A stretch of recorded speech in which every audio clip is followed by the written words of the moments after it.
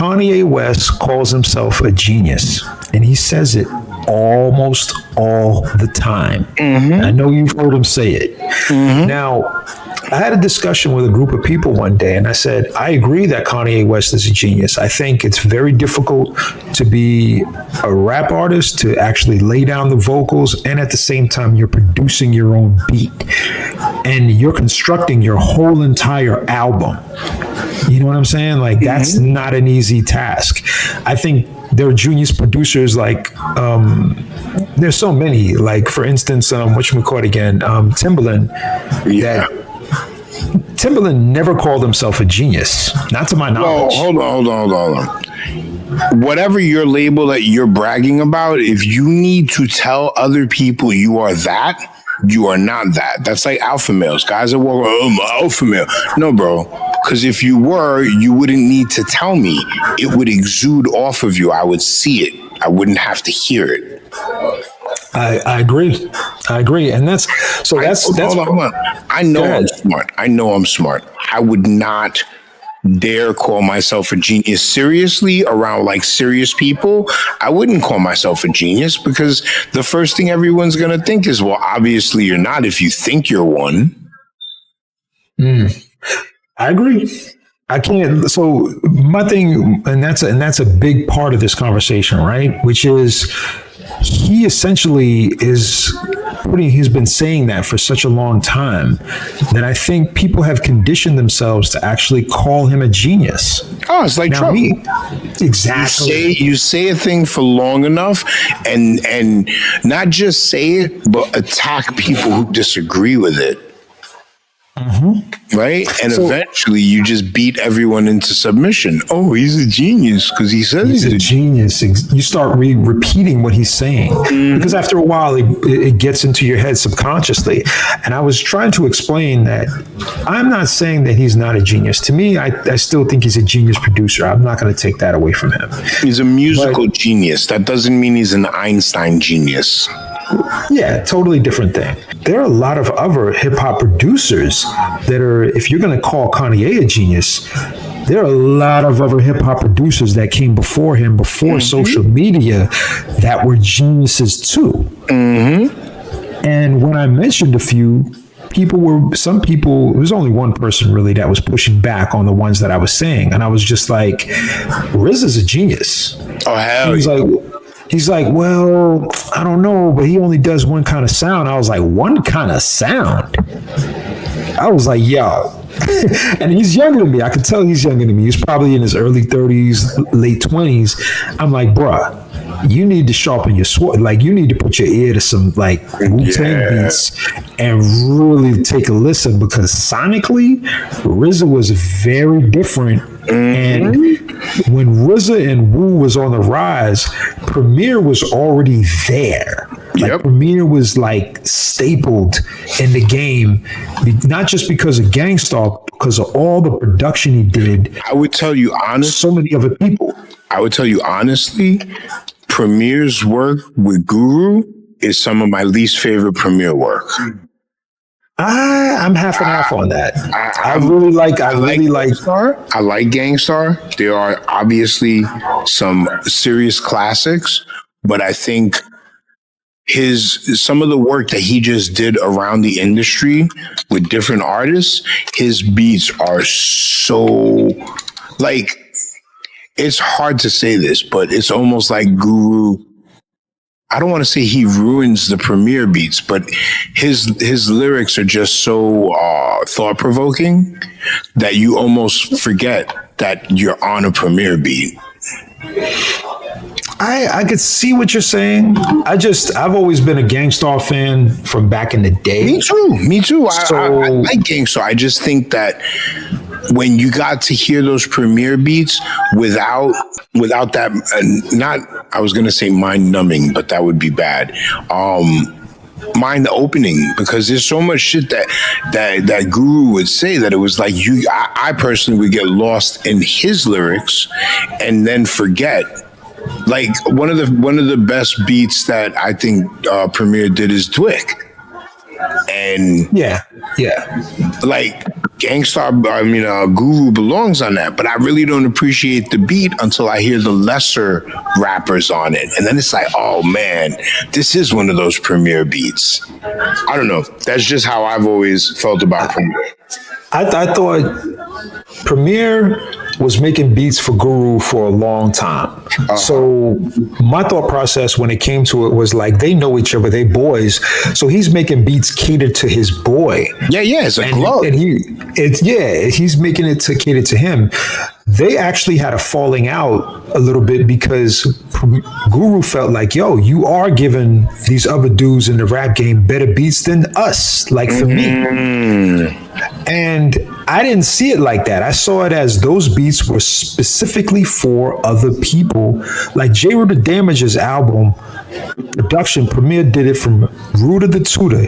He did the production, and I beg you to listen to this. Lyrically, Group Home's first album. Yes. The production on that album is insane. Like, I haven't heard a wide range like that from, I don't even know how to, I'll send you one of the links for one of the joints that was played on there. It was Baby Paw.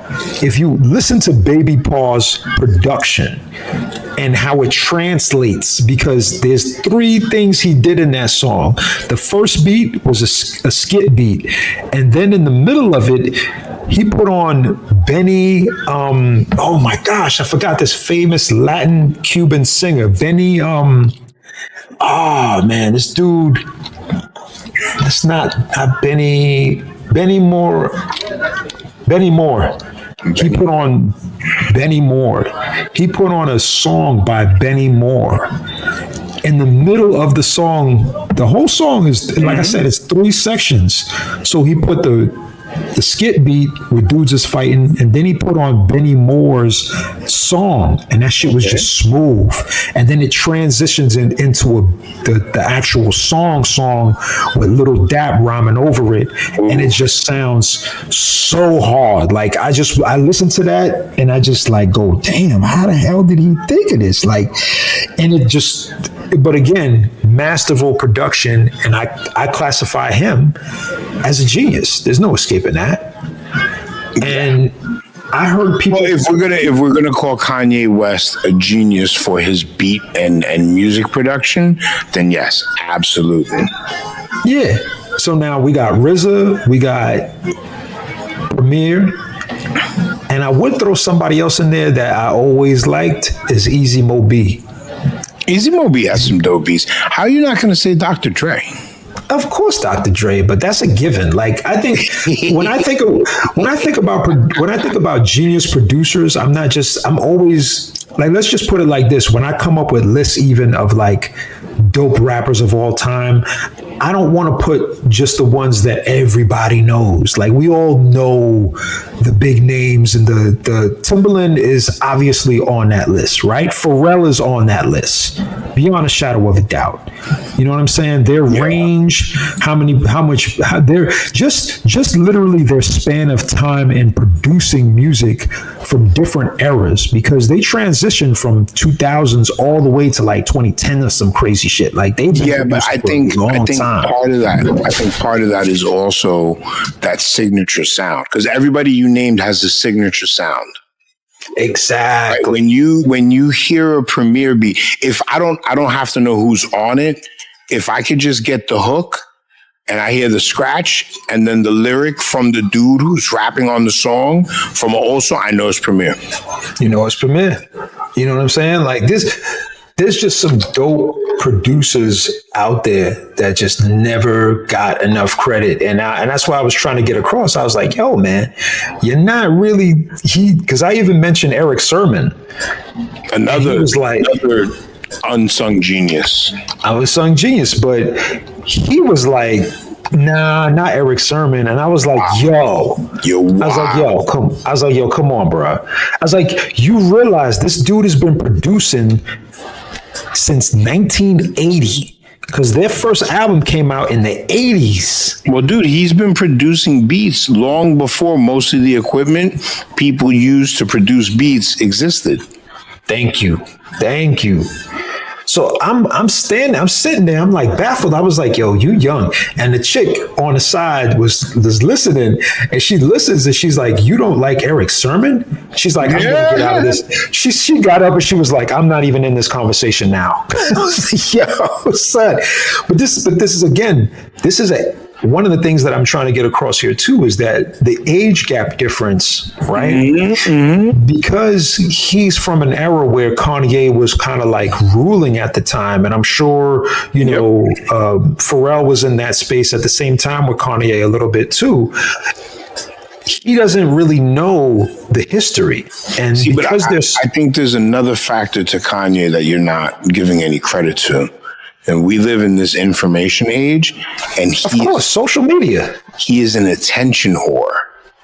Yeah, 110%. So I think that, aside from the music, lends to his popularity because he's always out there seeking the attention, and people are on their devices, like we always talk about, looking to give away that attention.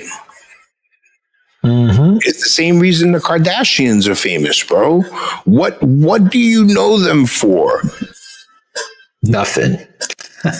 Like, even the things that you would know them for, you wouldn't know them. You would know that Bruce Jenner was a triathlete. He was on a fucking Wheaties box. Has no connect. There's no reason why I should know who the Kardashians are from there. But I don't. We live in a Kardashian world. Here we are. And there's just so much, especially with the social media aspect, that Kanye utilized, and he capitalized on it fully, and he still is to some degree. And that's the disturbing thing about him right now is the direction that he's going. I'm not going to sit here and then, coon this and punk this and then sell out Uncle Tom, this, that, and the third. I'm not going to really say that. However, I will stay away from him. I will say, hey, that's the direction he's going, fine, but I don't support him, period. And that's all there is to it.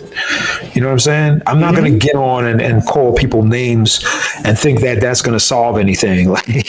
But I do refuse to give him any of the attention in regards to his music and financing him in any way so possible. If I could avoid that, I avoid that, because that's not the type of direction I want to see non-white people go. And it's not the direction I want anybody that is white even to go. You dig? Like, it's just not working.